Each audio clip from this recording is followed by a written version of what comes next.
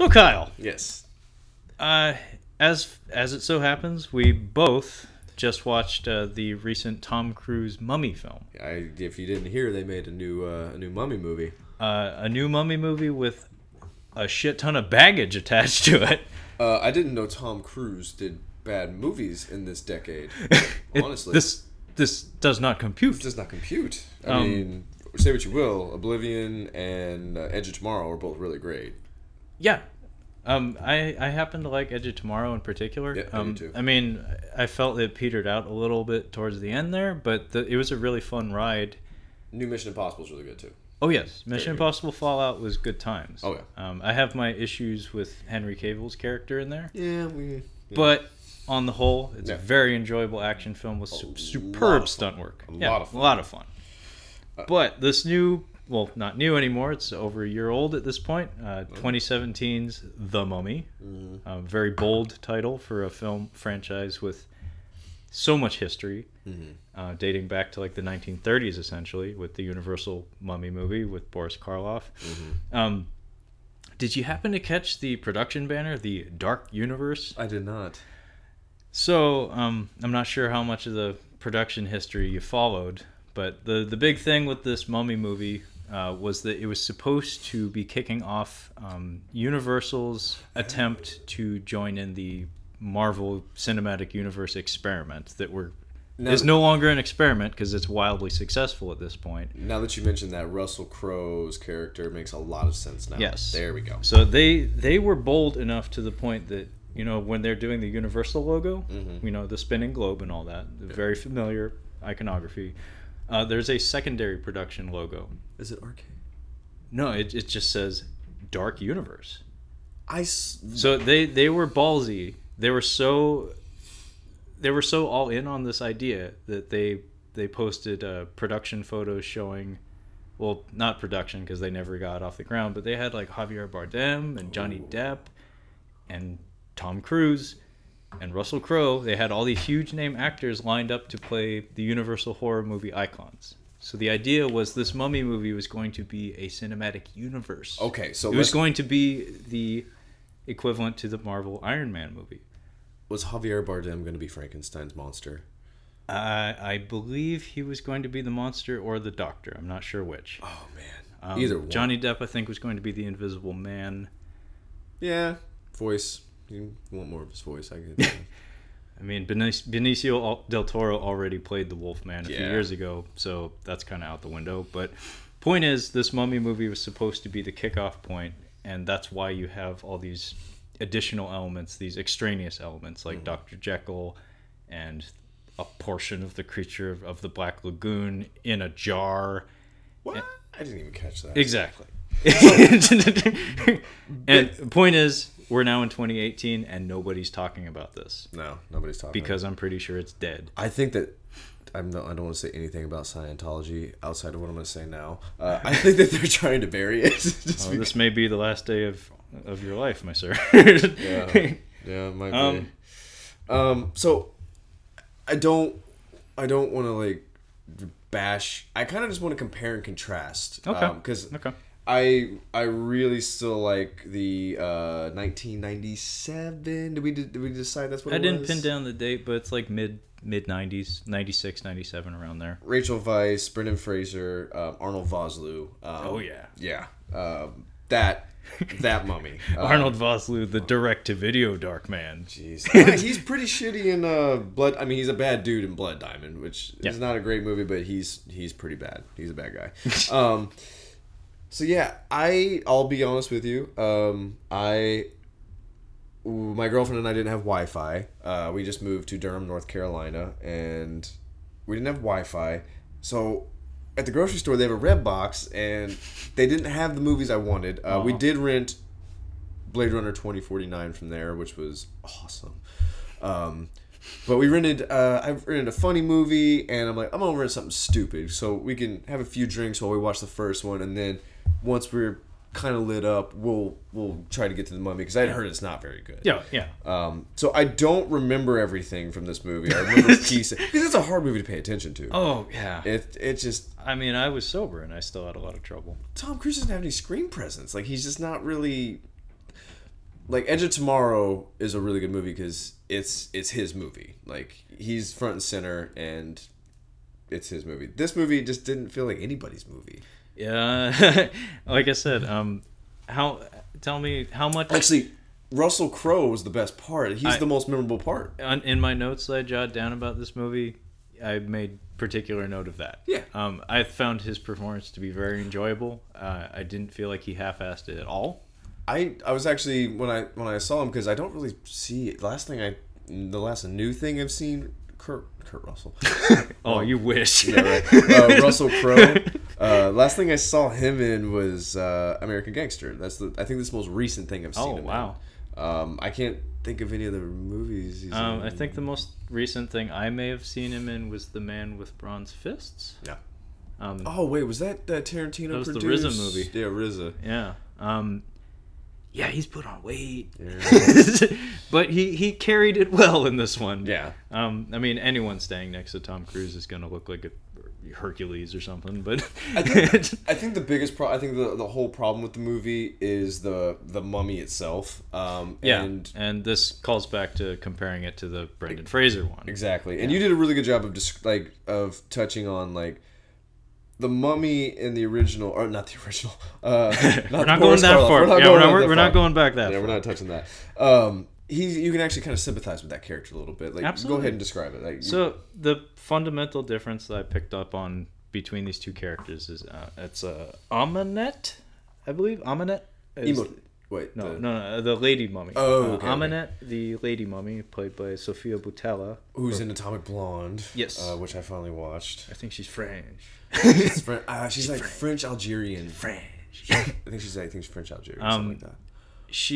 Her character, both movies, as far as I remember, and I'm having a lot of trouble remembering the one I saw much more recently than the old 90s one. I've seen that a few times. I have too, but a long time ago, but I remember it clear as day. Yeah. So Amenet, her story, and as far as I remember, both of these movies spell out the story. They present the story of the mummy character at the beginning. It's like a prologue. Amenet's story is that she's a daughter of a pharaoh who miraculously gets his lady pregnant with a boy, which then supersedes her like status as being next in line for pharaohdom. Now she's training for pharaohdom. Oh yeah, like, she's shown to be like ready for it. Yeah, she's what's the character? I can't think. Anyway, she's a badass. Like, yeah, she's shown to have been groomed to take this position, and then all of a sudden her dad knocks up his wife, and all of a sudden she's kicked to the curb, basically. Yeah. So she gets upset, and in order to secure her succession to the throne, essentially, she decides to kill her dad, his wife, and the baby. Yeah. But before she does this, she makes a deal with Set, like the lord of the Egyptian underworld, basically. The devil. The devil. Little devil. Little devil. So she makes a deal with Set. And what comes of this, though, and we see like this ghoulish like monster figure come out of the shadows and like take part of her soul or something. The result of this deal is that she walks into her dad's bedroom and knifes him. Yeah. Just trying to... My question is, did she really need the devil powers to knife her dad? Because she does it successfully. Yeah. I mean, given she gets caught after the fact, but anyway. Yeah. So she makes a deal with the devil because she needs the courage to knife her dad or something. I don't know. Anyway, she gets another part of the deal is that she gets a spirit knife thing, and she hops on top of some random dude, not a special dude, just a dude, and she has to knife this guy that she's on top of because Set will reincarnate into his body, and she wants to be like Set's wife or something. So she's basically trying to bring about the devil, and this has nothing to do with her succession to the throne. So immediately we have this character who's not sympathetic and makes no sense. Nor is her motivation clearly defined. Yeah, no, it's just a bizarre character that I can't relate to in any way, and she's portrayed, you can tell the screenplay wants you to feel sorry for her at times because she's shown to be like chained down and suffering, like she lets out a scream when she's being tortured. Yeah. And you can tell as one would do. Yeah, you're on the strength of her performance, which is not bad. No. The movie's trying to get you to relate to her and care about her, but I can't because it's dumb and she's a horrible person, as opposed to Imhotep from the '90s Mummy, who is a sympathetic character. Yes. Who is like a seer or a fortune teller or something. He's like an advisor to the pharaoh. Yes. And he's banging the pharaoh's wife on the side. Did you see Year One? Did you see that? Oh my God. He's Oliver Platt. He's Oliver Platt. He's Oliver Platt. Oliver Platt was disgusting in that film. He's so funny. Oh my gosh. He was relishing every moment of that performance. I fell in love with him again after watching that because I love the 1993 Three Musketeers movie with Tim Curry, and he plays Porthos. I think he's Porthos in there, but he's really funny in there. Yeah, but he's always welcome. He's so funny, but yeah, that's basically Imhotep is like, yeah, I know sorcery and shit. Yeah. He's buddy with the pharaoh, but he's banging his wife. I'll hit you with a fireball next time. Oh God, every scene with him and Michael Cera. Him and Michael Cera alone. It's uncomfortable. Rub me with oil. Yes. And he's gigantic. He's big. He's gigantic. He's really big. Yeah. So I actually, since I don't remember the original. I'm sorry, I don't remember this most recent Mummy movie as well as I remember the original, so I'm going to chime in a little bit just with the backstory. Take it. So, yes, Imhotep is banging the pharaoh's wife on the side, Anck-su-namun. Correct. And they are crazy in love, and they're like, all right, let's just make this happen. So they're like, they're going to kill the pharaoh, and it's important to note that Imhotep has his own priests who look malnourished, to be honest with you. Yeah, they're not doing so hot. They're not doing so hot. And the Magi, which is the Pharaoh's guard, which will come into play later, they're jacked. Like, you're not getting past that. Actually, I remember my mom laughing in the theater when they make their entrance, because they look like a football team. Just like they're jacked. Like they're like stomping in, though. They're just they look like they're like getting ready for a pro wrestling like cage match or something. So, here's the thing with that mummy. What was going to happen? Were they going to kill the pharaoh? Was she going to just be, because they didn't have a kid, was she just going to be the ruler at that point? I think that was the idea. Okay. Actually, I'll stop you. Go ahead. That wasn't the plan. That was desperation. What happens is they're together and she has paint on her body, and he touches her arm, and the pharaoh comes into the room and he's hiding. Imhotep is hiding. Mm-hmm. And the pharaoh sees Anck-su-namun have paint smeared on her arm, and he's like, someone touched you. And at this discovery, she and Imhotep like give each other the high sign, and it's like, okay, we're in it. Let's do this. Well, she pulls out a knife, so I think they were planned. I think it was planned, but not in that moment. Okay. It was probably like a down the road kind of thing. Okay. And so things go to shit. They kill the pharaoh, and then the Magi enter the room and they capture both of them. She kills herself. Yes. With the understanding that Imhotep will bring her back. Exactly, because she's aware that he's gonna go into the Homondai. Is that? I think that's right. Basically, it's a curse. It's a horrific death that also carries a curse. Mm-hmm. And that's all. We're all being narrated by what's the Magi guy's name? I don't know, but he has the most beautiful voice. He does. He's the gigolo. Yeah. He's the gigolo. And he's in one of the Resident Evil movies. He plays Carlos in the Resident Evil movies. He's immensely charming. He's very charming. Beautiful accent. Is he Israeli? I want to say I don't know. I can't remember. Anyway, Carlos, Hispanic character. So Magi guy, Egyptian character. He can be anything. So we're clearly being told what's going to happen.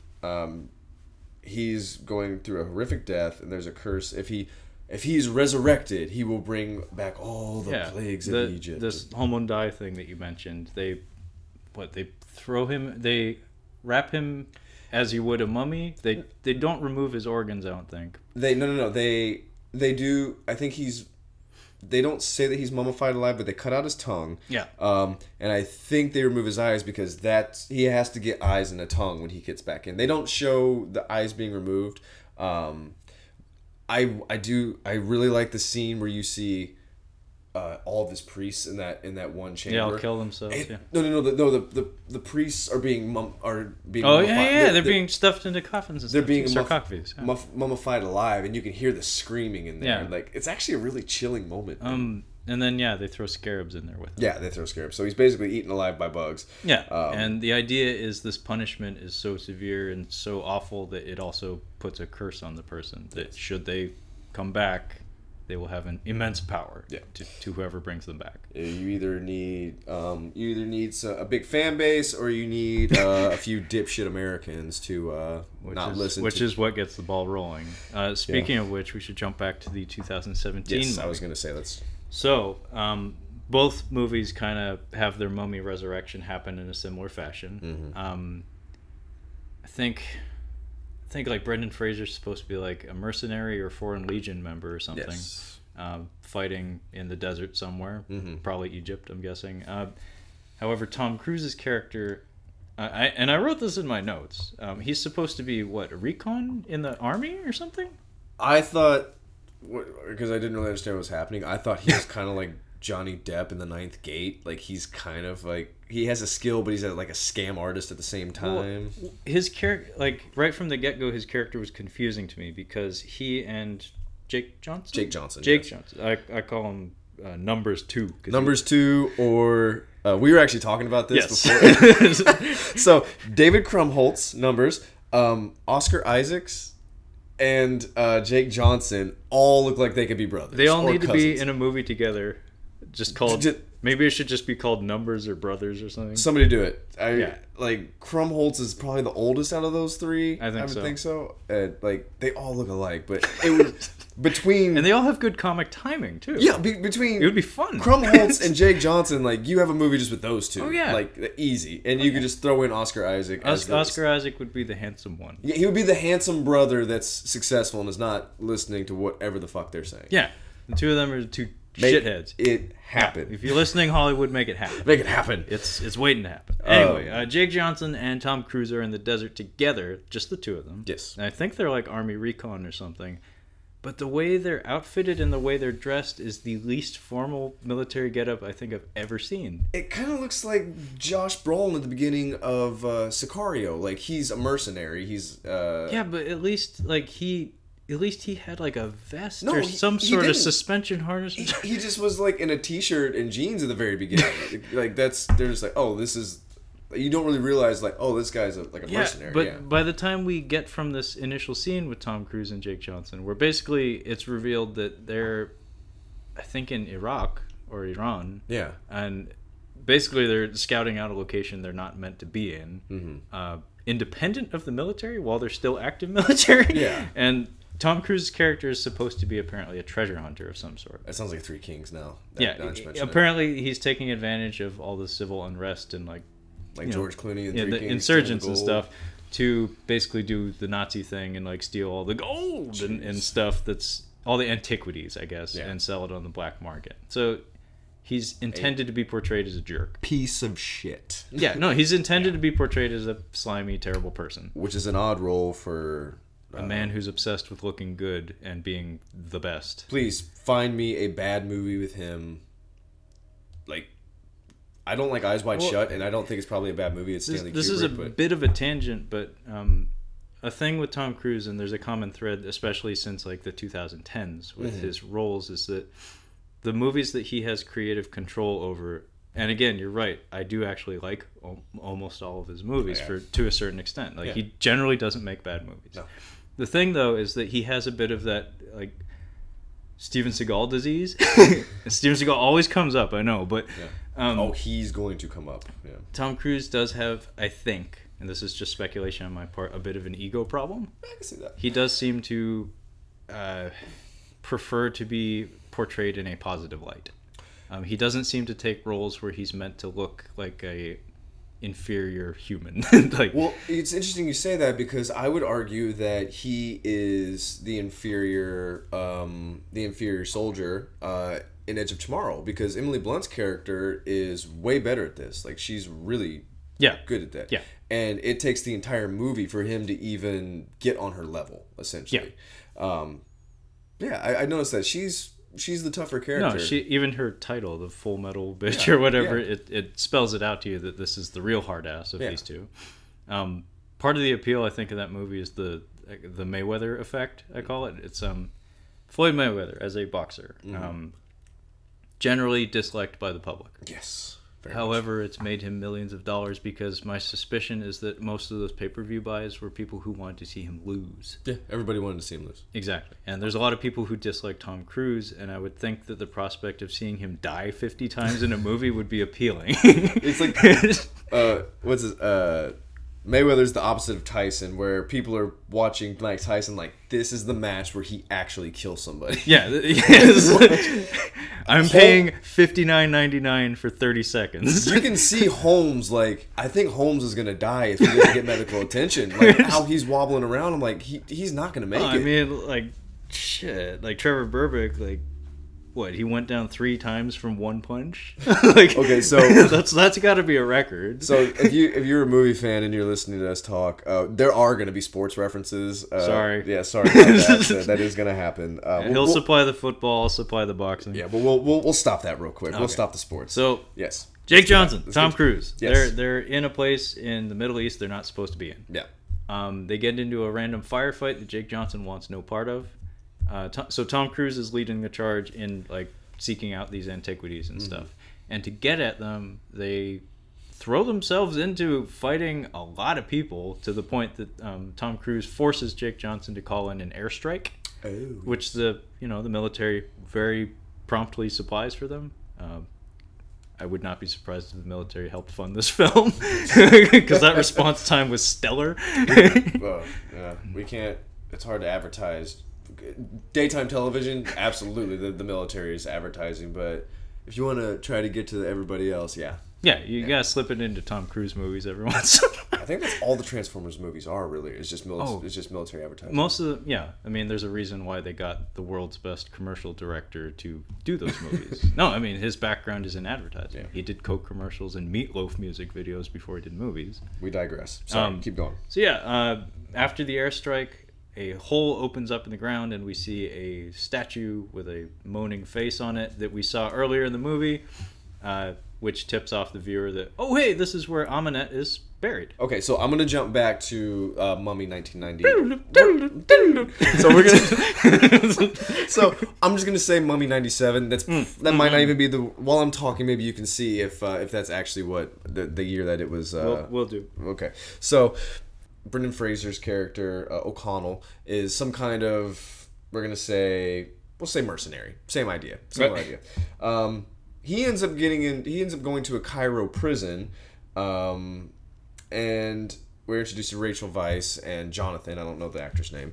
Was I right? We're old. 99. Wow. Are you fucking kidding me? That's wow. You fucking kidding me? That's actually more embarrassing at how many times that felt like a lot longer ago. That felt like way long. That was after George of the Jungle then. God damn. Okay.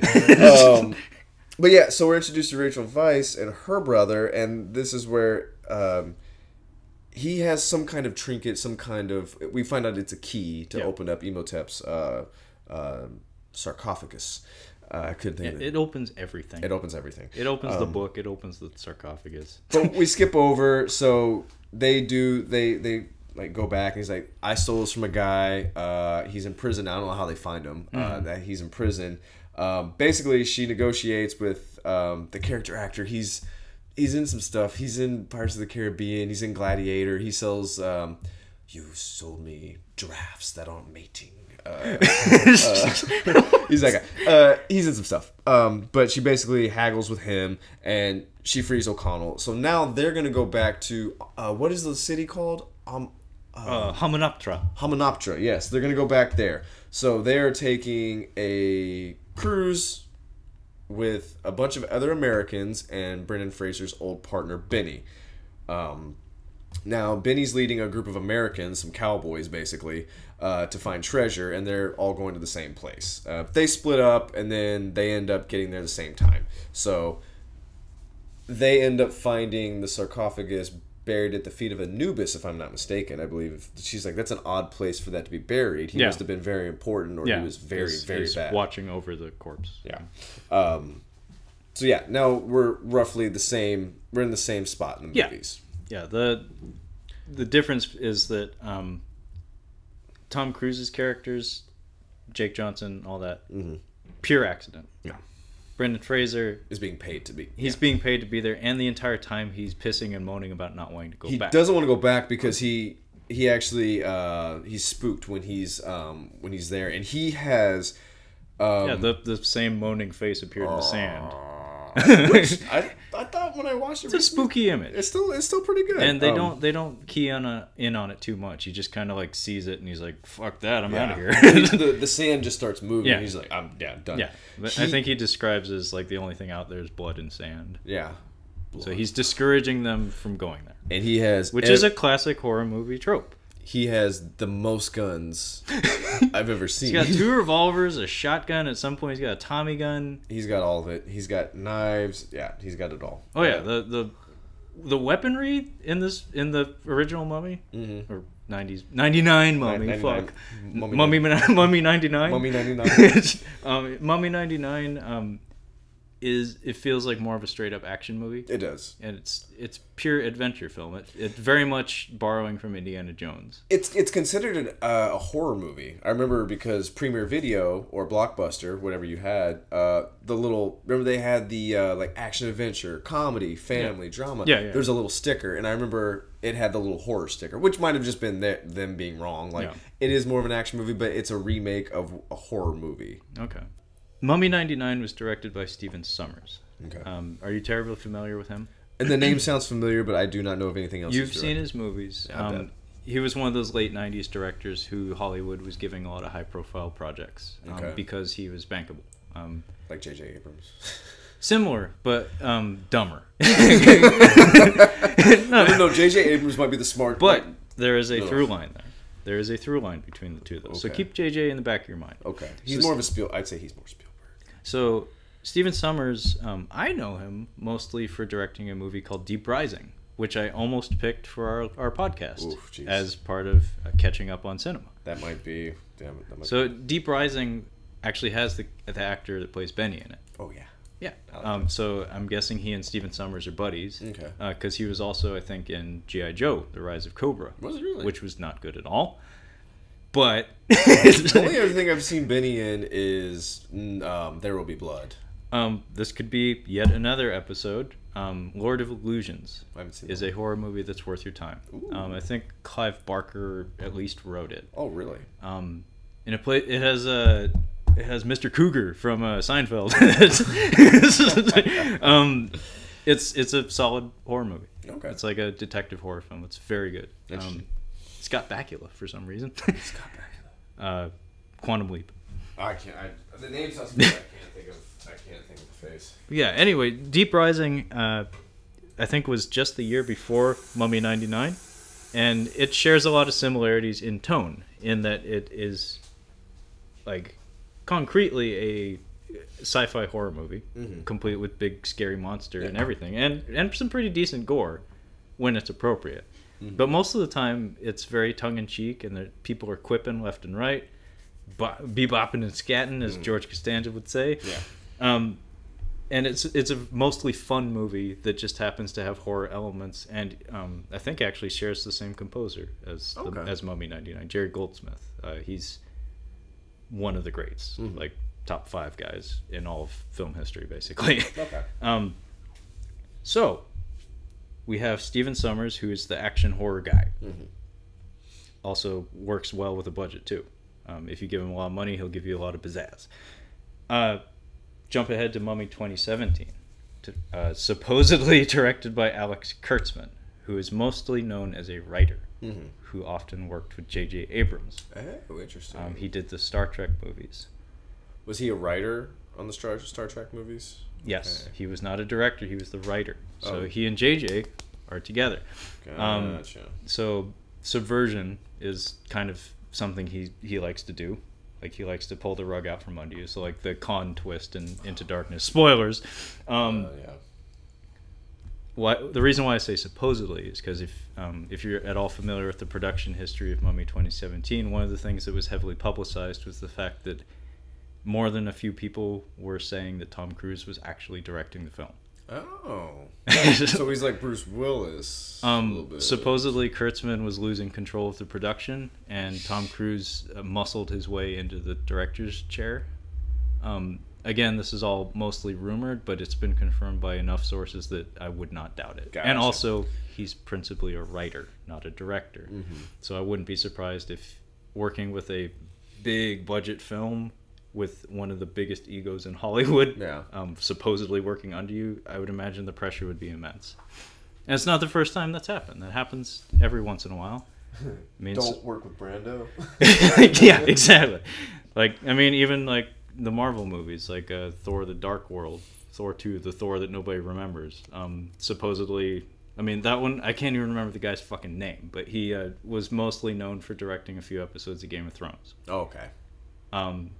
It's been confirmed that Joss Whedon was called onto the set to direct certain scenes because he just, I guess, couldn't get it. Gotcha. So the producers were unhappy with some of the dailies or something. Okay. So it happens. But so we have Steven Sommers, who's the action horror guy, and then we have Alex Kurtzman, who's this enigma. Yeah.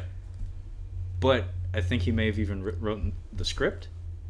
And Tom Cruise is in control of the production, which is why I think sometimes this movie feels like it's gone off the rails, especially in the portrayal of the characters. Or that it's not going anywhere.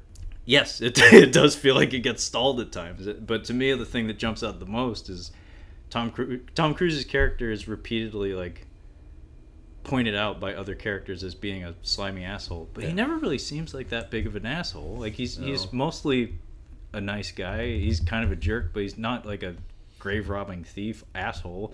And then his love interest, who's crucial to the plot, absolutely crucial, especially in the climax. She's completely just brushed aside. She's in Tag with Jake Johnson also. Oh really? Yeah. Really? Yeah. Oh, wow. Yeah. Imagine that. I watched those. I think it was Tag, and I watched this Mummy the same night. It was like the same red box. I think that's what it was. Oh, that must have been interesting. Yeah. Like, hey, you again? I didn't both of you? I didn't until just now realize that Jake Johnson was in both of those movies. Damn. I realized that she was in both the movies. Damn. Yeah, because she was more noticeable in The Mummy, and he's more noticeable in Tag. He's very funny in Tag. Well, yeah, I was gonna say something. So back to like The Ninth Gate. Yeah. Which I think is a really good movie. I hate the music. It's the worst soundtrack for a movie ever. The only thing I remember about that movie is Johnny Depp getting some action outside by the Debo in the form of a lady. Yep. And then a Gregorian choir. Yep. Like. So while they're getting down to business. He's kind of a dirtbag. At the very beginning, like the opening scene, you see him basically a guy who's had a stroke and can't talk. He's older, and his two children are trying to sell this book collection that's worth a lot of money. Well, he's looking at him. He's like, he's an appraiser basically. He's like, I sell books and I help you. Or I buy books and help you sell them. I get a commission basically. I don't know if that's a real profession, but he's basically telling these people, he's like, now this volume was going to get you about this much money. But these two, I'd actually like to buy for myself, and I have cash. And you can see the guy he's just like, he can't talk. And so he's screwing him over. He's screwing him over. So you kind of learn that he's a shitty character just from that. And then later he has a friend who has a rare bookshop, and basically Johnny Depp's working for the devil in this. The Debo. The Debo. Little Debo. the little Debo. And he has a friend who has a bookstore who ends up dying. And he goes in, and he's just like, he sees that he's dead, and then he goes to grab the book that the devil book basically, and just walks out. So you can see that he's kind of like, he's shitty because we see him a couple of times not being a great guy. Yeah, and but you see that. In this, I think you're right. I don't remember seeing anything. Well, this is tinfoil hat moment, conspiracy theory moment. Johnny Depp has a thing about playing bad people. I think he has an element of self-loathing in his own personal life, and it translates very, very well to the screen. Tom Cruise, I think, is the opposite. He thinks he's God. And to call things back to Mission Impossible Fallout, may as well touch on it. One of my complaints, and it's a small one, but it stuck out to me, is that Henry Cavill, who, spoilers, is the villain of the film. We didn't see that coming. Is, in wrestling parlance, not booked to be as strong as I would have expected. Oh, yeah. He's a half foot taller than Tom Cruise. He's fucking Superman. He's Superman. He's Superman with a mustache. Jesus fuck. He literally, like, someone looked at him and he's like, holy shit, that's Clark Kent. Like, Yeah, have you seen Immortals? He's enormous. Yeah, He's enormous. He's enormous. He looks like a rugby. Smaller than Ben Affleck, but enormous. He looks like a rugby player model, basically. Yeah, he's distractingly handsome. Yeah, that's why he's Superman. Exactly. He's not there to talk, and he's just like, shh. Yeah. Just flex and just be there. Yeah. Just be there. Actually, Cavill has difficulty with the gentleman in the bathroom. They both do. That's exactly what I was getting to. Yeah. Is that, in my mind, this character, Henry Cavill's character, is introduced with the title of the Hammer. Yeah. He's introduced by Angela Bassett as being a fucking badass. Yeah. He apparently has a problem with killing targets that he's not supposed to kill. Yeah. And then he and Tom Cruise have a 2-on-1 fight with a gentleman in a bathroom that is a spectacular fight scene. However, Henry Cavill is shown to be mostly incompetent in the fight and less than effective. He's just as... It doesn't make sense for his character to be just as vulnerable or weak as Tom Cruise's character. And directly preceding that, during the Halo jump, he almost gets himself killed before the plot even happens. Yeah. If Tom Cruise had not intervened, the villain of the film would have died before the story even started. Yeah. And a lot of that, I have to believe, may have come from Tom Cruise wanting to look good. He's like, I don't want to get shown up by this young buck. I want to show that he and I were on equal terms when we throw down. Yeah, it would be, we're on, what is that, sixth? This is the sixth one? The fifth one? I don't even know. Sixth? Yeah. I think the one that's only considered bad is the second one. Yes, and I haven't seen that is a legit bad movie. Yeah, but 3, 4, and 5 did very good, very well. So yeah, by the sixth movie, I mean, he's like, I'm gonna make you guys. It's his baby. Yeah, I'm gonna make you a lot of money. No, it's his baby, and his contributions to it are immeasurable. Like his stunt work alone is great. But in my mind, from a screenwriting standpoint, that felt a little bit like wrong. Yeah, like that felt like this is a good opportunity for us to do the Dark Knight Rises thing. Let him be humbled. Yeah, where Christian Bale's Batman is shown to be less than he was. Yes, because he's getting older and he's been attacked by Rottweilers and beaten up by a clown man and gotten fear gas. He's had some miles on him. Yeah, and there's even a theme in Mission Impossible Fallout where a lot of the humor is actually derived from Tom Cruise's character coming up with plans on the fly. Yeah. And like shocking his compatriots with his ballsiness. Mm-hmm. Which is like, so hang on, you want to do this just off the cuff? And he's we'll figure it out. I really want to watch Mission Impossible 6 again. Yeah, me too. Jeez. It's probably going to be coming out to the Blu-ray pretty soon. So let's bring it back to Mummy. Yes. Mummy.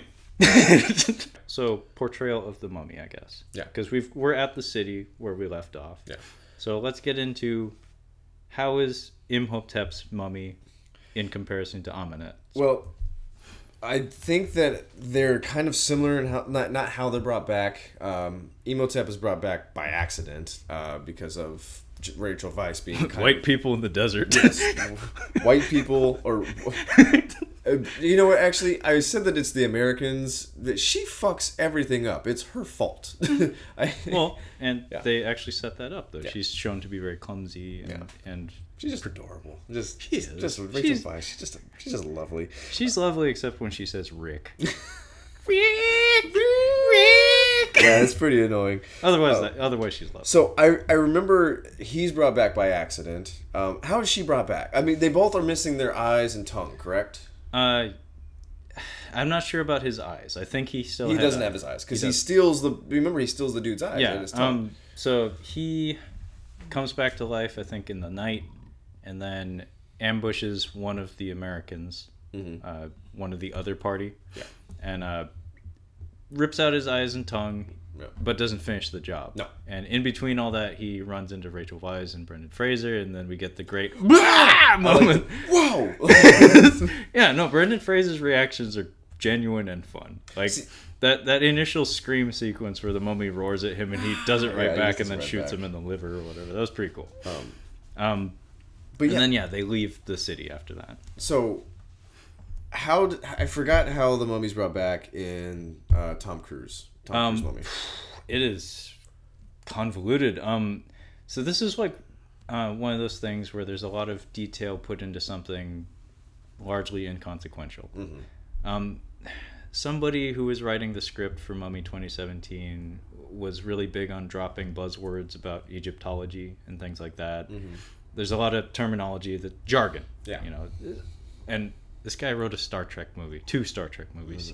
Jargon is in his wheelhouse. Mumbo jumbo and jargon. Mumbo jumbo. So Tom Cruise and Jake Johnson accidentally find her tomb, Amenet's tomb.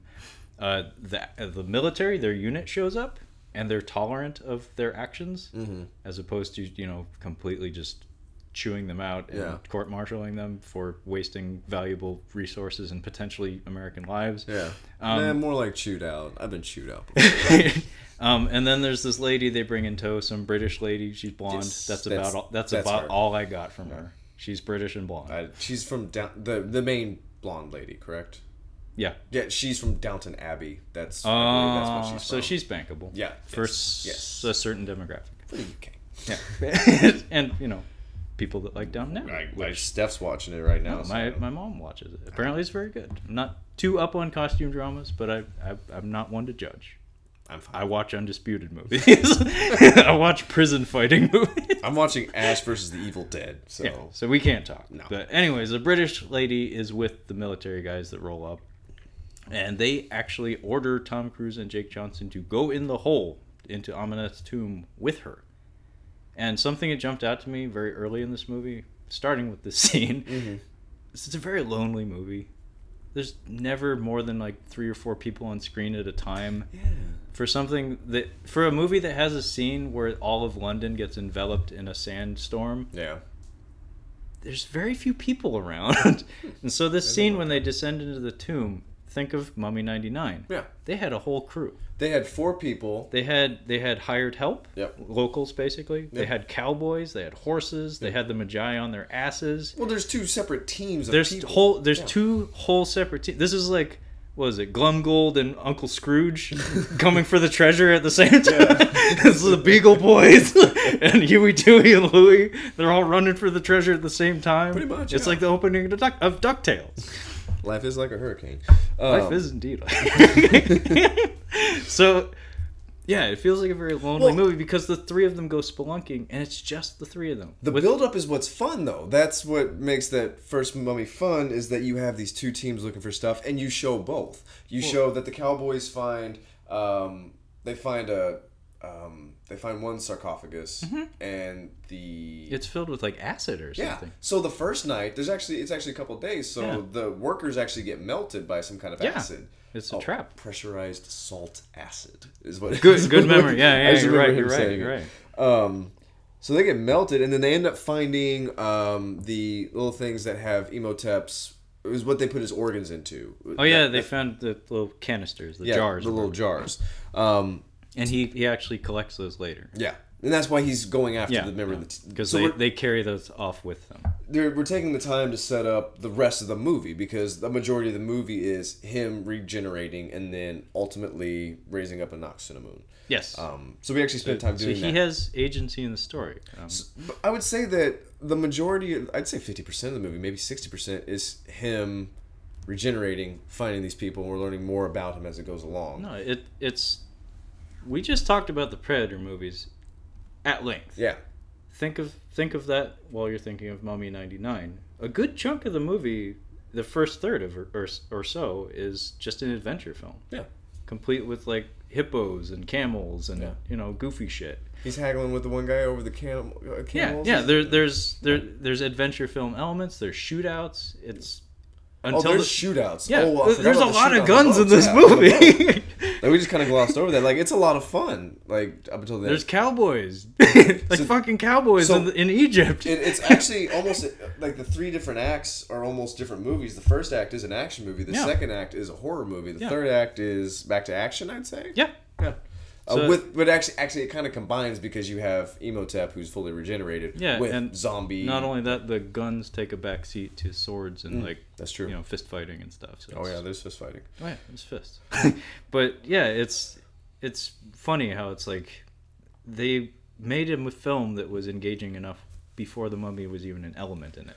If you take away developing the Mummy like they did in the 2017, like she's not really chasing anybody to.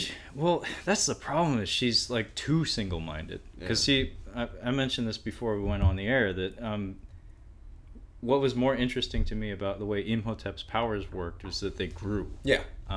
It was known that he would be powerful when he woke up, but him piecing himself together, because he starts out like a rotten corpse, and then by the end he's back to very handsome Arnold Vosloo, scantily clad. Yes, too. very, very much. Yeah, he's like in a loincloth and shit. He's very comfortable. Yeah. Very breezy. He looks great, yeah. Yeah, he looks great. But when he's in his initial like rotten mummy mode, he's just that. He's a shambling corpse that is unkillable, but unless he corners you, you're okay. Yeah, he can't. And it isn't until he gets a few victims and he regenerates himself a little bit that he starts to become a legitimate threat, and he begins like summoning plagues. And they even have that fun moment where there's a cat in the room. Yeah. And he's actually afraid of it. A couple times, yeah. And Rachel Weisz, I think, is kind enough to point out that it's like, oh, they're the guardians of the underworld or whatever. So it's natural that he'd be afraid of them, but then at a certain point, that's not going to work anymore. Yeah. And by the end of the movie, he's summoning sandstorms and putting his face in the cloud of the sand and like eating planes. Yeah. Whereas Amenet, she has maybe 2 different physical forms she takes on. There's like completely rotten, shambling corpse that is actually kind of cool looking. Yeah. Where she's mostly on all fours. And that was kind of cool. That was one. I think that may have been the best scene in the movie when she gets those 2 cops. I do remember that being the creepy part. Like, yeah. She's basically like a moist, like rotten corpse, and she's like completely down to the bone. She has no flesh on her. And then very shortly after, she fleshes out a bit, and by the end she's like sexy Sofia Boutella, and she doesn't really change after that, and her powers seem to be present the entire time. It's more just like her not choosing to use them, because that sandstorm felt like the most shoehorned in special effects moment I think I've seen in a long time. So when do we get to Russell Crowe? Where is he at? We get to Russell Crowe almost at the very beginning of the movie, actually. He's in one of the earliest scenes, if I remember. The beginning of the movie is, I think, prologue with her, and then news footage of London, where some construction workers accidentally unearth a Crusader's tomb. Yes. That apparently houses Egyptian artifacts in it. Go figure. And then Russell Crowe runs in with a bunch of G-men, and he does the thing where someone asks you, "What are you doing here?" And he, without looking at them, he flips open his badge and flips it closed again. Says, "Move along." Yeah, he's like, "This is mine." He's like Keys in Predator 2. He's just like, "Everybody get the fuck out! Like, this is mine now." This is mine. So, we talked about this before. The only good part of this is when we're introduced to Russell Crowe, and we figure out that he is Dr. Jekyll and Mr. Hyde. That goes without saying. Yeah. So they capture her, and that's something that does not happen in Mummy 99. No. There's no way to capture him. There's only a way to scare him off and to keep him, like, give him obstacles, give him some speed bumps. But they straight up capture her, and what are they pumping into her to keep her down? Mercury. I didn't go over that before, but when Tom Cruise and Blonde Lady and Jake Johnson go down into Amenet's tomb, they find her sarcophagus, and it's submerged in mercury, which Blonde Lady says they use to ward off evil spirits. It weakens evil spirits, she says. Sure. Then there's a bunch of statues of Anubis looking inward at the coffin or sarcophagus or whatever, and she says that symbolizes that they're keeping something in rather than defending it from intruders. So it's telegraphed very widely that this is not meant to be opened. They have a attempt at comedy where Tom Cruise does a very Han Solo-esque move and like shoots a chain, and it causes a pulley to go off, and then for for something that they went to such great lengths to keep it out of reach, all he had to do was break that chain, and it comes right back up from the Mercury. And then with the military's help, they put it on a C-130. Oh, yeah. And then a bunch of crows run into the plane, and it causes it to crash. And then Tom Cruise is apparently invincible because she needs him to resurrect Set. Okay, so Jake Johnson kind of does American Werewolf in London, I feel like. Oh, yeah, that is blatant. Yeah, where he dies, but he keeps coming back. Well, he dies in the most bizarre way. He gets bitten by a camel spider, which Tom Cruise even says on screen, they're not poisonous. So, we'll talk about Jake Johnson real quick. I like Jake Johnson. He's very funny. Like I said, I like him in Drinking Buddies. He's good on New Girl. He's really funny in that Tag movie. Pretty much if I see him, I'm like, okay, he's going to be really good in this. He's going to be funny. But we were talking about this in 99 with that Mummy, all those characters are pretty funny. Like, Rachel Weisz is funny, Brendan Fraser, and whatever, Benny, of course. Yeah, we got to get to Benny at some point. And what's his face? Jonathan. I don't know that, again, I don't know the guy's name. He's squirrely British man. He's been in 3 movies that I know of. They're all Mummy movies. But yeah, so it seems kind of cheap to throw Jake Johnson in there. Oh, he's in Jurassic World too. That's the only thing I know him from, to be honest. And he's funny in there too. He's the meta character. He's the audience proxy. Yes. But I see what you're doing by putting him in this movie. You're like, he needs to be the funny one, but he doesn't really even get to be funny. Like, I don't remember him being. The movie also forgets about him. They do. There's when he's first introduced. So what happens with Jake Johnson is they're in the tomb actually, and camel spiders come out from all the cracks in the walls, and like an idiot, he dumps a whole magazine, like a whole clip, into the wall. I'm like, they're the size of your hand, sir. You're not gonna hit anything. No. And he almost kills all his friends. So he gets bit by a camel spider, and it seems innocuous, especially since Tom Cruise says they're not poisonous. Yeah. And then by the time we're on the C-130, he's a zombie. He dies and turns into a zombie. Yeah. Which compels him to try to unleash Aminet from the sarcophagus. Yeah. And then the crow stuff happens, and Tom Cruise accidentally kills him again because he was already dead. Apparently, he shoots him like 3 different times. Yeah. And it's played for laughs, and it's really awkward because it's not terribly funny, especially that last shot, and especially since directly preceding that. And I think this is another Tom Cruise thing, because what I know of Tom Cruise is that, especially in modern times, like in recent times, he commits he commits himself physically to his roles. Yes. So like Collateral, for instance. Oh, he was so he did Collateral. Some serious handgun training for that movie. And he was excellent. 2 in the chest, 1 in the head. Yeah, the Mozambique drill. It was fucking... And then his reloading. Yeah. Just like instantaneous. It was beautiful. I always when I hear that mentioned, I'm like, Arnold was training for the Terminator 1. He spent so much time at the gun range just making, like, without even having to blink, he could just... Oh, yeah. And I mean, the most recent, most famous example right now is Keanu Reeves and John Wick. It's phenomenal. It's so good. But the thing about that is a learned skill. That doesn't disappear overnight. No. And there's a throwaway gag in this Mummy 2017 where when Jake Johnson is coming at them very sluggishly with a knife, he kills their CO. Like very lazily. Yeah. But when he's coming at them and he's cornering them on the plane, Tom Cruise is trying to get him to stop, and he just looks to one of the other soldiers on the plane who's holding a gun towards Jake Johnson, and Tom Cruise does this like instantaneous like hand whip motion to take the pistol from the guy, but then immediately after that he's holding the pistol one-handed like a child and accidentally shoots his friend. So it's like you just showed a moment of brilliant competence on the spot, and then suddenly 1 shot later he's a complete dunce with the pistol. Yeah, these don't go together. No, that does not. These do not go together. It's just one of those weird little details I noticed that just seems so strange to me. I don't even remember Jake Johnson dies on that plane. Most of the people on that plane, except for British Lady and Tom Cruise, die. Yeah. The plane crashes. Sarcophagus goes missing briefly. And Tom Cruise is apparently invincible after that because Aminet needs him to bring back Set. And then thereafter, Jake Johnson appears like twice, maybe. I think it's twice. I know at least once, and he's talking. Yeah, he shows up a few times, says a few things. It's a direct ripoff of American Werewolf in London. That's all I could think of. But then, after those initial appearances, for a good 40 minutes or so, he's just gone. Yeah. The movie completely forgets about him, and he just shows up at the end to help Tom Cruise like find the Crusaders' tomb. Yeah. So he's a plot device. He's not a character. It's unfortunate. Stupid. It's funny. So going back to Mummy 97. 99.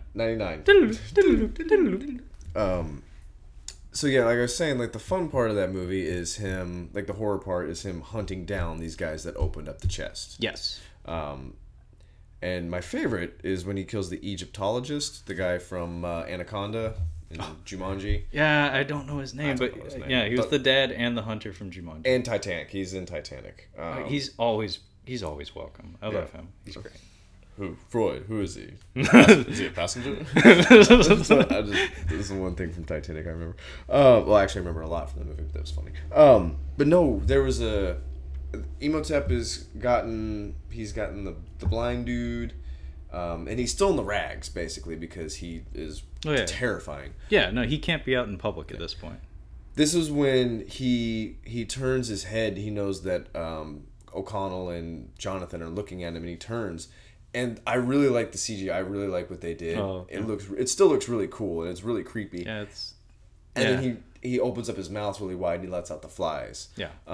That's when he ascends to, I have plague powers. Like, I can affect an entire civilization now.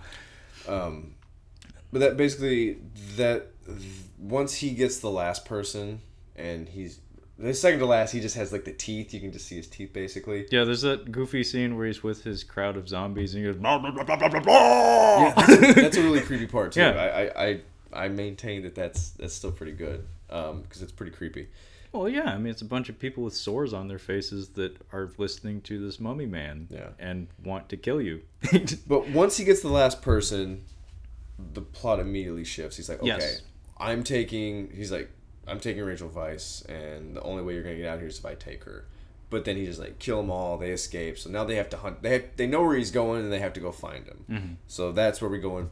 Basically, the third act is starting now. No, the third act is going back to the city. So back to where they started. Which is what you do next. I do not know. Like, after Russell Crowe, Dr. Jekyll, he's got Homegirl all, like, he's got her pumped full of mercury. And then she gets out somehow because he gets into a scuffle with Tom Cruise and basically turns into... Mr. Hyde. Yeah. And I guess somehow knocks her loose. It's even dumber than that, my friend. There we go. I'm sorry. Yeah. The way I remember this, and I could very easily be wrong, because you said you were sipping some wine or something. Yeah, I had some wine. Yeah, he was sipping wine. I was probably like I was probably like doing something else, like playing some video game or something on the side. Yeah. The way I remember this is so she has demonstrated the ability to control wildlife to some extent. Mm-hmm. It's not really explained to what degree, but she summons... Well, we didn't see her do it, but some crows followed her up into the air and crashed themselves into a plane. So we can assume that maybe she did that. Okay. Also, the camel spiders... Again, this is all just me inferring, because this isn't communicated to me very clearly. Given that the camel spider bite was what caused Jake Johnson to die and then become her servant. Yeah, I know. It just doesn't. He's not helping her either. He's like against her. It makes no fucking sense. Anyway, she can control wildlife, apparently. She summons like a spider or something from a drain and commands it to crawl up a man's neck into his ear. Some guy on a computer. Mm-hmm. In Russell Crowe's base. Oh my gosh, I forgot about that. It going into his ear allows her to possess him, and then he grabs a fire axe and starts smashing electronics. You know, it's funny you mentioned this. Yeah. That he was a writer on Star Trek. Guess who just watched Wrath of Khan for the first time? Oh. Yeah, that's Wrath of Khan. Earbug. That's exactly what Earbug. that is. He's a Star Trek fan. Damn. Yeah. Wow. Didn't even think about that. Wow, worlds are colliding. Just connections are being made. He tasks me. Ricardo Montalban is brilliant. Actually, my dad and I were watching that because my dad's a sci-fi. Both my dad and my grandfather. That's a great dad movie. They love sci-fi movies. Well, I mean, it's basically a submarine movie. It more or less is. In space. But we were watching it, and Ricardo Montalban, like, his chest is huge. His chest. And I actually read on the IMDb, I think it was IMDb, I was looking at it, I'm like, because my dad's like, nah, it's a chest thing. I'm looking at him like, nah, Pop. I'm like, that's his chest, I think. And I looked it up, and it's actually been speculation for years. Yeah, it does look kind of phony. I think it just has a lot of makeup on it. No. It's real, and he did it by doing a ton of push-ups. He was asked about this on on a show, like a talk show, and I believe you. He's like, no, I did a whole bunch of push-ups. No, I mean, this is nothing to be surprised by. I mean, people have been doing this for years. You think Arnold doesn't get a pump before they get the cameras rolling? Professional. If you're gonna be seen, shirt off, you get a pump. One of these Hong Kong martial arts movies I watched the special features of it, and before they rolled on a glamour shot, like in between throwing fists, Colin Cho is in the background just like doing angled push-ups just to get his forearms looking just right. Yeah, this is old hat. You gotta look jacked. Yeah, this is what you do. I mean, with a lady, she's in the bathroom. Do some claps. Yes, do some exploders. Ben Stiller in Along Came Polly. She goes to the bathroom. He just starts doing push-ups in there. I forget what movie it was. Maybe it was like Fast Times at Ridgemont High or something. But it's like the guy's giving his friend advice for like first time with a lady. Push-ups. Oh, he's like, what do you mean? He's like, just push-ups. Yeah, what's his name? Damone. It may have been that. I can't remember, but I remember that was in a movie, and it stuck with me. And I have practiced it at least once. Oh, it's funny. But yeah, so this guy goes nuts with a fire axe while Tom Cruise is fighting Russell Crowe. Not a terribly good scuffle between the two of them, but Russell Crowe's acting. I do like that he took on like a Cockney accent for Hyde, but he speaks in his normal voice for Jekyll. Oh, interesting. I didn't catch that. It's cute. Like it's a nice little detail, and I don't know, his physicality. He does look imposing because he's a big guy. He's a big guy. I mean, I seen Cinderella Man. I seen Gladiator. He's a Gladiator. And he's from New Zealand. Like I'm sure he's Aussie. He's an Aussie. He's an Aussie. He's an Aussie. Oh, even worse. Don't kill Trevor. Seriously. But yeah, that's how she breaks free. Gotcha. Well, the Mummy 99. Yeah. The whole point of the movie is they have to stop him because he wants to bring his gal back, which makes our heroes look like kind of jerks, I guess. Yeah. He just wants his lady. He wants his lady back, but he has all the power. Like he's all powerful now, and he can't be killed. Except they need to get the book of the gold book. The gold book is the Book of the Dead. The other book is the Book of Amun-Ra, if I'm not mistaken. I think so. Something like that. So wow, we're doing pretty good with those. I've seen the movie a lot. Amun-Ra, Amun-Ra. I think even our pronunciation might not be too bad. I wouldn't be surprised. Pat on the back. Yeah, nice. So they have to stop him.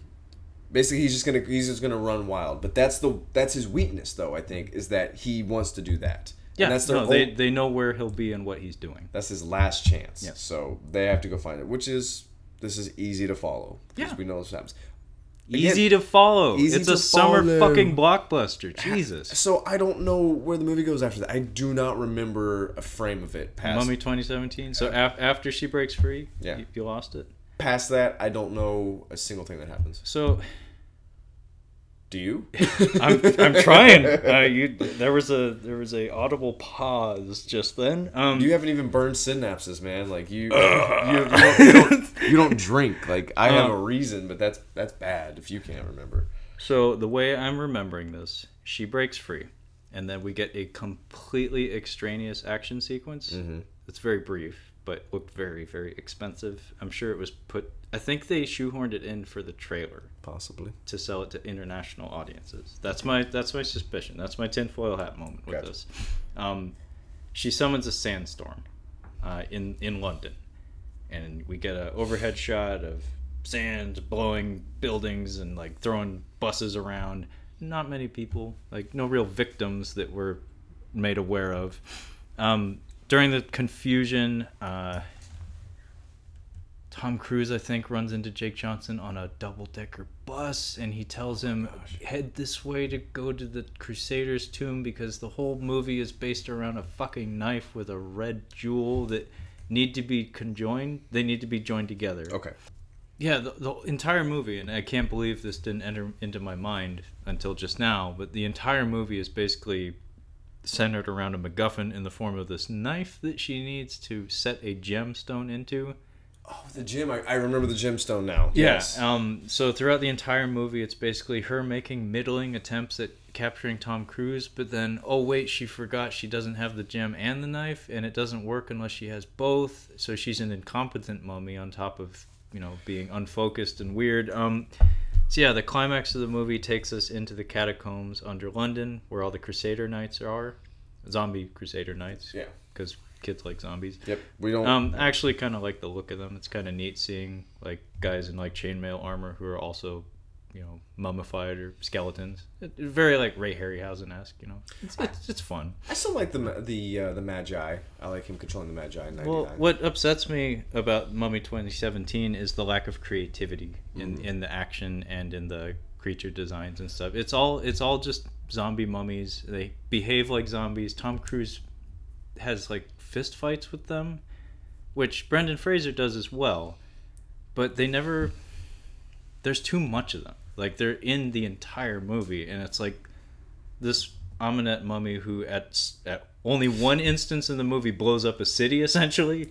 All she throws at him are just zombies that he very easily can beat up.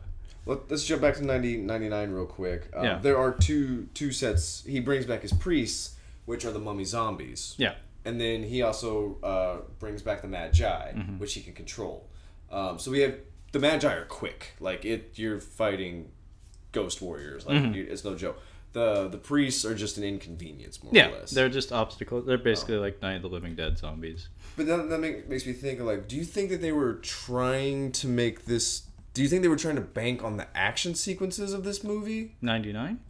No, 2017. 2017. I hope not, because they're not very creative, nor are they executed all that well. Because Tom Cruise is anything, he's an action star. Like, that's what he is. Yeah, but watching him go through dull dialogue scenes and then occasionally punch incompetent, lazy mummies is not thrilling in any way. But it seems like they didn't really commit to either thing. Yeah, whereas Mummy 99, like you said, that the finale of that movie is a lot of fun. Yeah. Because you get these... Everything. You get these accelerated mummies that Brendan Fraser finds himself a sword. He's having sword fights with mummies. They have a lot of fun with the idea of them becoming dismembered and continuing to fight. Yeah. So, like, the action choreography, I mentioned Harryhausen, feels very much like Jason and the Argonauts or something, where it's a man fighting with special effects, but the way that special effects are animated is done like that of a cartoon, where it's very energetic. Yeah. The choreography is very creative and just overflowing with charisma. Yeah. Where it's like you can't help but smile at watching, you know, I think there's even like a shot of him like juggling a mummy's head and like hitting it like a bat. Yeah, basically. the mummy's juggling his head and he hits it. And you know, it's cute little details like that. Whereas Tom Cruise is basically doing like Casey method / Krav Maga moves on the undead. It's like, okay, do your MMA shit on the undead. Did you learn nothing from zombie movies? You don't do jujitsu with a fucking zombie. Like that's you get bit. There was, I think, exactly one moment during those mummy fights, of which there are way too many in that 2017 movie, because they're decently choreographed, but there's no energy to them. Like, there's no drama, there's no fun. There's one moment where he steps on one of their heads and goes, ugh! And seeing Tom Cruise go, ugh! Like, that was actually kind of cute. Like, I laughed at that. Well, in the third act, when they're actually, like, we're at the climax now, yes. Like, we have several things going on. So we have Rachel Weisz is being chased by Noxinamun. Yes, she's been partially resurrected. And then Jonathan is being chased by Imhotep, and then Brendan Fraser is fighting off zombies. Like, he's fighting zombies. So everybody's got their hands full. Everybody's contributing in some fashion. And we're jumping back and forth. Yes. Usually I disagree with that, but it's a high-energy movie. It's mostly tongue-in-cheek. That's okay. Yeah. But like, it's very easy to remember that movie because it. Oh, okay. So, do you want to do Benny? Do you want to talk about Benny? We got to talk about Benny. He's just so good. So let's talk about Benny. So yeah, so Benny is he's a weasel. I guess didn't he call him a weasel at one point? I think so, and his character design is obviously designed to look weaselly. Like he's got a pencil thin mustache. Wait, didn't Boris Karloff's mummy have a pencil thin mustache in the top lip? I can't remember because I remember he had a fez just like Benny, or a cap that looked kind of like a fez anyway. But yeah, Benny starts out, the way we're introduced to him is he's with Brendan Fraser when they're at Hamunaptra, and he's an opportunist. Yes. And he's also displayed to be duplicitous in the sense that he takes advantage of whatever situation he's in. So if he has to play sides against each other, he will, if it means him surviving and profiting from it. Okay. He does not have the little tiny mustache. Karloff does not have a tiny mustache. But I don't want to watch it because just his makeup just looks really good. Like I said, it's not in it too much. Oh, man. I told you, he's only wrapped up for the first few minutes of the movie. Jeez. And then the rest of the time he's just... And I think his name is... I can't remember if Imhotep was the original 1930s mummy or if it was Karis. There were two different mummy names. And that's trivial. That's trivial bullshit. Yes. Anyway, Benny... Benny's big turn in the plot comes in the form of him getting cornered by Imhotep. Yes. So he's been working for the Cowboys up until this point. So he and Brendan Fraser reunite when they're on this expedition on opposite ends. Yeah. So he and Brendan Fraser recognize each other, but they're not working together. No, and Benny actually screws him over. Oh yeah. Does he take his camels around? No.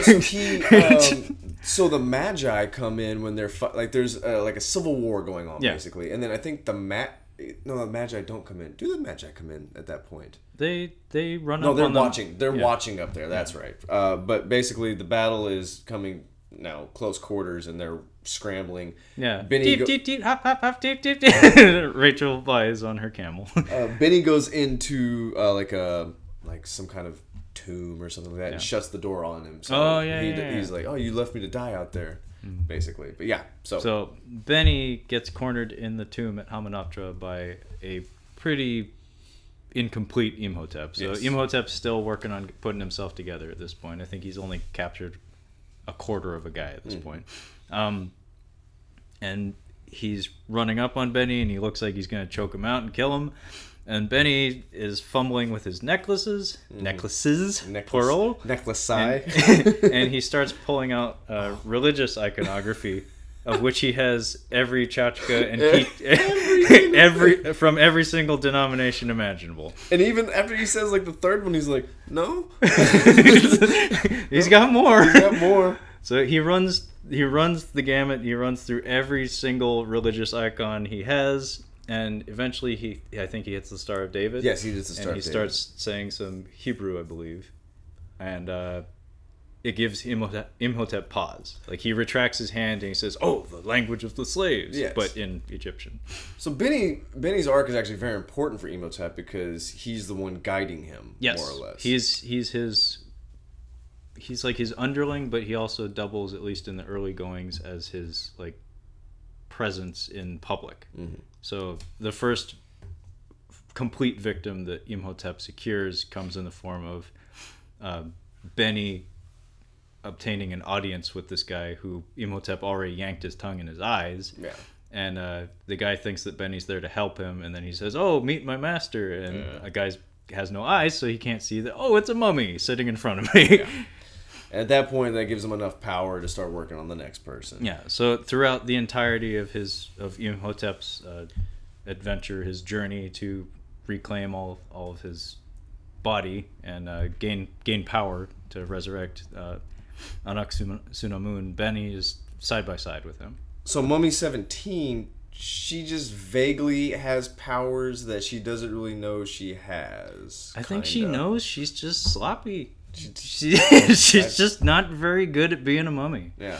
But at least we know why Arnold Vosloo's mummy is limited, because he has to keep basically it's spelled out to us that he's working his way up to full strength. Easy enough.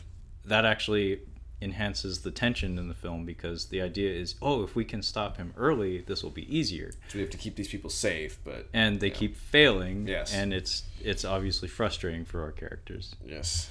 And I guess it's also nice too that we had time to get to know all these characters too. So every victim is a victim. Yeah. Like we know who they are, and they're played by familiar actors too. Whereas Mummy 2017 is entirely focused on her trying to get with Tom Cruise. It's funny you mentioned that about the we get to know the characters. So the first character that gets it is the guy with the glasses. Yeah. And he's actually the first one to be friendly. He's like, you know, yeah, he's the only one of the cowboys really that's ready to buddy up right away. So we kill him first. Of course. That's the first one that goes. And then it is the Egyptologist, who we don't really like. One of the cowboys gets it before that. He's been in... he's the glass of bourbon and a shot of bourbon. Yeah, and bourbon he's the one that gets sucked up by the sandstorm in the hotel room. Yeah. And the Egyptologist gets it out in public, and we get a nice shot of him, one. like all shriveled up. And the last guy, he kind of looks like the guy from Law and Order. I can't think of his name. Just a shorter version of him. Wouldn't be surprised if it was the guy from Law and Order. No, it's not. I can't think of his name. He's really funny though. Big dude. I think he was a fucking Navy SEAL or something. He plays FBI agents a lot. Yeah, I think he's an NCIS. He's got an unfortunate hairline. Yeah, I think he's SVU. I think he played opposite Marisha Hargitay. Gotcha. But yeah, so yeah, let's cover the climaxes of both these movies. Yes. So we already pretty much covered Mummy 99. Yes. So let's get right up to the end of that one. So the way they defeat Imhotep is this is a cool part. So I'll let you handle it. They get the Book of the Dead, Mm-hmm. and Weisz says two sentences twice. Something something something something something something something something. Yes. And then this is funny because Imhotep is about to he's gonna take Brendan Fraser, and he's gonna eat him. He's got him up by the neck. He's gonna eat him. And he's dropping his mouth down like the scream dude. And like Freddy Krueger. And in the shot, Brendan Fraser's like blue. Like he's been up there for a while. This is the second time. Oh, I didn't even think about that. There's a lot of choking. when he gets hung, which I think is a really good shot. Remember when he drops down? When they drop it, it looks legit because he like bounces down. But I didn't think about that. He's being choked, so like he has stamina being choked, I guess. That was set up. But the head looks like a witch doctor. Like it has like just like a do you remember Jungle to Jungle where he's talking? Did you see Jungle to Jungle? I have. Where he's talking to you can't see the person talking behind behind like it looks like your family are from Hawaii. What's the hula skirt kind of deal? Okay. So it looks like a hula skirt. So it's like straw or something? Yeah, like a straw. Yeah, something like that. But it's kind of creepy because this thing comes out like on a horse. It's like a chariot. Yeah. And just like runs through him and takes his soul, basically. It takes like a semi-transparent ghoul of him away, and he's like holding out his arms like no, and he chases himself. He chases himself. What made him immortal? Basically. Yeah, we get to see Arnold Vosloo. We get to see Arnold Vosloo's ass as he chases after himself being carried away by a ghost chariot. And it basically just makes him mortal. He's like, oh, the other thing was gonna kill him, and then he just boom, and gets him. I forget.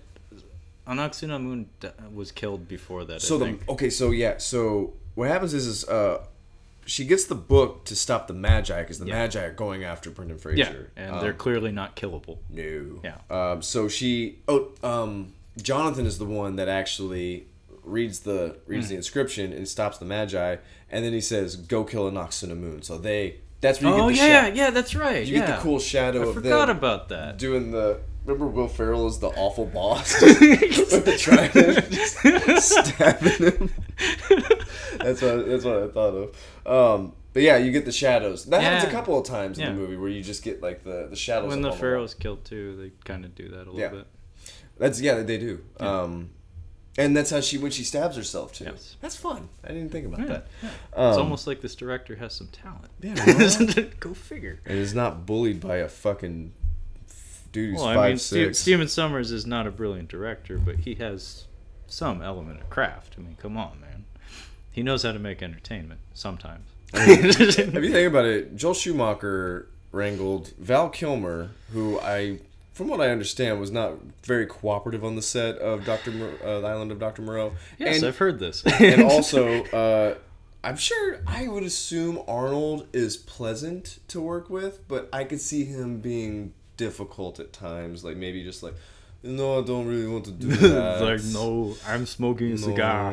He's like, you're supposed to be Mr. Freeze, having a lit cigar. It's like, no, it is time for the stogies. I need a stogie. It's time for stogies. So, I mean, he managed... Well, that's a conversation for another day. Yeah, we'll get to Schumacher someday. Yeah, someday. We'll get to Schumacher, St. Elmo's Fire. Yeah, like being able to, like, those two guys, like they seem like they did a pretty good, like he did a pretty good job of keeping them in line as far as acting goes, like Val Kilmer and Arnold. But I'm not gonna give you that. Yeah, fine, whatever. But don't be bullied by Tom Cruise. Yeah. Jeez. So yeah, conclusion of Mummy 99 is yes, they rob him of his powers. He gets shanked by Brendan Fraser. He walks himself very politely. He's like, yeah, he walks himself backwards into a CGI pool of stuff. It's not quite water. It's I don't know what it is. Yeah, it's like kind of bluish purple. That might be mercury. Now that you mention it, that might have been Mercury something. in 1999. Although we'd already seen Terminator 2 and The Abyss, so clearly Mercury is doable in CGI. Yeah. So maybe, I don't know. I think it was supposed to be water, but animated and given character. It was not clean. Do not drink that water. But yeah, he very politely walks himself into the pool, starts to turn back into a mummy face, says some stuff in Egyptian that translate death is only only the beginning. Rachel Weisz says.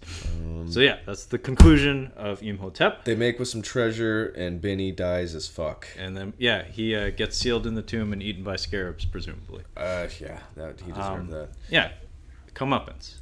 We've talked about this before. It's important for sleazy people in movies to die a certain way. Yes. It needs to be appropriate. I think that John Wick kind of shit the bed on that, but that's shot to the head just ain't worth. It's just not right. It wasn't bad. I didn't even realize it. I'm like, that was it? That's what he got? What?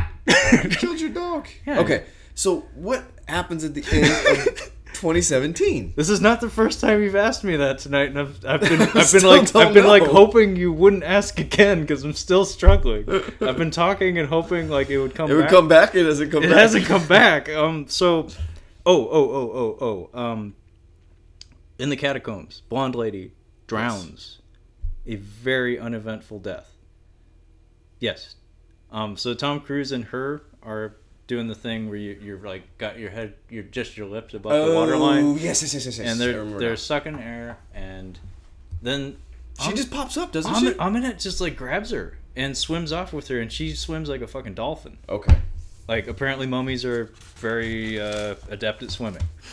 So she swims off with her, and Tom Cruise, like a crazy person, tries to swim after her, and at one point he has to stop to breathe, and it's a long take. I think again this reeks of Tom Cruise saying, "Oh, I want to do this in one take so I can show how long I can hold my breath." Actually, that's interesting you bring that up. Yeah. So I don't watch the Graham Norton show because I don't have cable, or I don't know how you watch the Graham Norton show, but I catch little segments on YouTube. Yeah. And Graham Norton's really funny, and it's a good idea for a show. He has both a lot of British and American actors that come up, very very famous people. I know he's noted for getting more genuine conversations out of people than you do on like Jay Leno and stuff. He gets genuine conversations, and he actually kind of asks about things that you wouldn't normally ask about, or might be kind of uncomfortable to ask about, and he does a really good job. He has a good reputation. But Tom Cruise was on there, and he was talking to somebody who had done deep sea diving, the going to like really long on a single breath, going down really low. So like 10-15 minutes or something. No, not quite that long. It's like 6 minutes, 6 to 7 minutes. That's an eternity. It's so especially long. At depth. But I watched a little segment there, something separate. These guys, what they do is they train and it's like agony. Like it's really painful to like you have to basically suck in a lot of air, a lot of oxygen, and he trained with somebody doing that. So his scenes in, I think it's in Mission Impossible 5. There's a giant pool, if I'm not mistaken, or he has to. Maybe it's in Mission Impossible. It's 5. Is it 5? It's 5. It's the underwater vault. Yeah. He was doing that. Like that's what he was training. I'm telling for. you, man. Yeah. Like this all adds up. We're making connections. He was training for that. So it actually makes sense that he would want to do that just because he can't. He's like, I've done this. Yeah. So because it stuck out to me that swimming sequence was entirely extraneous, and I mean it was genuinely like impressive. It's like this is a really long take, but it felt really out of place, especially since he's trying to save this lady. Anyway, blonde lady drowns, and then Tom Cruise hoists her back up onto dry land, and they're in the tomb, and he's like dejected and just like, oh man, I was doing all this for this lady that the script says I love, but you know nobody can really tell based on the way we've been acting together. Does he start giving her CPR and then start slapping her because she won't wake up? That's something or did he not see the abyss before he started writing this? Maybe he like thought about it and he's like, it's too on the nose. Yeah. Anyway, he's looking really dour, and then Aminette walks up on him and starts beating the shit out of him. Okay. Because she's trying to perform this ritual. Apparently, the only way she can bring Set back, she has to stab. She has to mount him and stab him in the heart with this knife that has a gem on it. So he knocks the gem off, much like. So no, she gets the knife all assembled or whatever, and then he's not giving in, so she beats the shit out of him, and they do some interesting stuff with the makeup. Actually, he gets like a broken like sinus cavity, like his face is swollen, and it's unusual to see Tom Cruise uglified like that, kind of like in Minority Report when he had the ugly serum. Okay. There's a part where he disguises himself and it basically just shrivels his face up into some unrecognizable mush. But he's just one of those actors that his face is oftentimes his selling point, so it's not common to see him fucked up. And they fuck him up, and it's interesting. Anyway, there's some shenanigans where he pretends to give in, and then he snatches the knife from her, and then she calls him thief. And there's repetition of calling him a thief throughout the movie. He never really seems like too bad of a guy. And then he stabs himself. Oh, okay. And instead of bringing back Set, or like putting Set into him, it turns him into Neo from the Matrix. I was gonna say, does it kill Voldemort and then I don't know. So he gets mummy powers, ill-defined mummy powers, and then he overpowers her physically, Aminette. Yeah. And then he gives her a kiss, and she shrivels up into nothing, like into the fetal position. And then he's kind of a monster man, and he uses his not quite set powers, his very ill-defined not quite set powers, to bring the blonde lady back to life, which by doing the knife thing into himself, it's supposed to represent that like he made a sacrifice just for her, but we don't really care about her or how they relate to each other because they're both shitty characters, especially her, because she actually works for Russell Crowe. I'm not sure if we mentioned that. Oh, yeah. So she's been playing him the whole time. Gotcha. And they have zero chemistry. So he apparently made this big sacrifice for her, and then the movie concludes with her being sad that he can't be with her because he pushes her away because he's like, I'm a monster man, an ill-defined monster man, and he disappears. Russell Crowe puts Aminette back in her tomb, and they put mercury on her, presumably so she can come back in a sequel that's not going to happen, or another crossover film that's not going to happen. And then the last few shots of the movie are Jake Johnson resurrected off screen on a horse with Tom Cruise in the desert, and the closest thing we get to a mummy Tom Cruise is like he has some bandages on his fingers and some Arab headgear. And Tom Cruise apparently has mummy powers now, and Jake Johnson says, thanks for bringing me back, buddy. And they ride off towards the pyramids of Giza on horseback with a sandstorm following them for no real reason. And over this, we get the most hackneyed rip-off of the Dark Knight narration you've ever heard. Okay. Delivered by Russell Crowe, saying something along the lines of, he's not quite a monster, he's not quite a man, It's up to him to decide if he's going to be like that. go with the light or the dark. It's the end of the Dark Knight, just with a mummy man. Okay. So I just remembered the entire end of that movie, and I'm baffled by how stupid it is. Yeah, that's pretty dumb. Okay. I think part of my brain attempted to seal that off for me, but I found it, and now I regret it. Okay, so I mean, clearly, Mummy 99 is better. Like, I don't think that warrants discussion. We just proved a point, basically. Yeah, we proved it. Like, notice the enthusiasm level whenever we're talking about Mummy 99 and how clear all of our memories are of it. Yeah. A movie that I have not watched in many years. I watched it maybe 2 years ago. With many movies in between, including another Mummy movie, which bears some similarities to it. So I'm gonna say there's 2 ripoffs of Indiana Jones. Being underneath the boat, like doing the bubble things with the rats. Remember they had the rats in Last Crusade? Yes. I had another one because you were just saying something. I'm like, that's Indiana Jones as well. I said a lot of things just now. I'm sorry. I forgot it now. But there's definitely 2 that I was just like, yep, that's an Indiana Jones as well. Well, I mean, it's the gold standard as far as adventure films are concerned, so I don't blame him for doing it. I think And Kurtzman is obviously a fan of probably a lot of the same movies we all grew up with. And he's not afraid of, borrowing. An American Werewolf in London, like immediately that's when to me, that was dirty pool. Like, that's a no-no. Especially since Universal has made other, werewolf movies. To me, that's like borrowing from something that's it's not advisable, nor is it appropriate.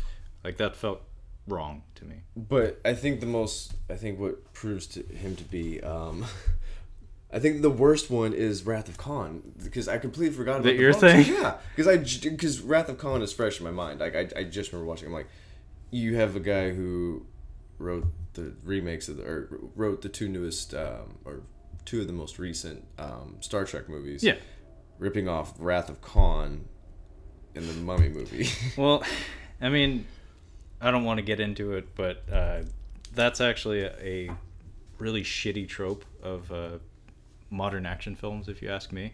I blame The Dark Knight for kind of giving way to it, like giving birth to this thing that we see in a lot of movies nowadays. That would be the Joker being captured intentionally. Oh, okay. So many villains in modern action movies do that. Loki did it in the Avengers. Yes, he did. Javier Bardem did it in Skyfall. Oh, yeah. Khan did it, kind of, in Star Trek Into Darkness. Yeah, because Khan... The Mummy didn't get captured intentionally, but we had that scene where they get captured at the midway point and then escape conveniently. The original Wrath of Khan, they don't capture him. No. That's actually the movie where they never are face-to-face. Yeah, and they still have an effective drama between the 2 of them, which is remarkable. But yeah, that to me, the whole escape thing is just a screenwriting trope that will probably go away at some point, but it seems to be just everywhere right now. Now that you mention that, I'm trying to think. There's a lot of that. There's another one that's popping into my head. I just can't think of what it is now, but that's okay. It's just a really, I mean, again, in wrestling parlance, it's the cheap heat. It's an easy way to make your villain look clever, even if your script is stupid.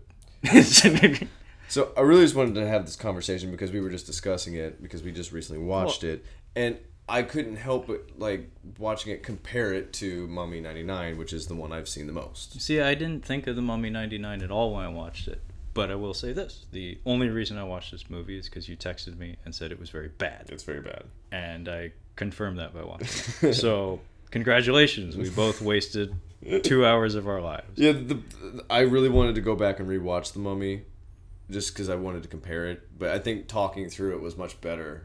Like, just having the conversation. Well, I feel like I just rewatched it. Yeah, exactly. Like, I don't feel compelled to rewatch it again. No. If I had still been in North Carolina, I would have just rewatched it and just say, nope, that's better. But yeah. So yeah, that was our discussion of The Mummy. Wow, we got a lot out of that. I'm surprised. Yeah, I wasn't expecting it to be that long, but Well, until next time. Yeah. Perhaps next time we will catch up on cinema. But Yes. this time we just wallowed in shit.